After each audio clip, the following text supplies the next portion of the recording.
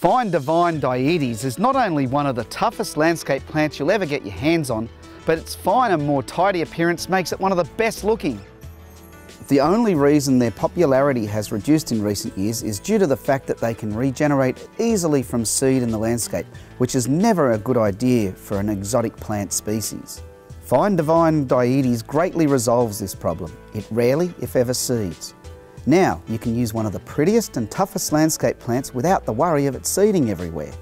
Masses of yellow flowers with distinct darker patches are a great feature of this Dietes.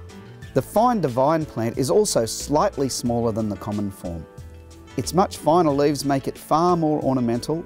It looks a lot better in mass planting for large landscapes and is more compact for the smaller garden. Due to its finer leaf and more compact size, Fine Divine Dietes needs very little maintenance. On average, simply prune every 6 to 8 years, if at all. That's one low maintenance plant.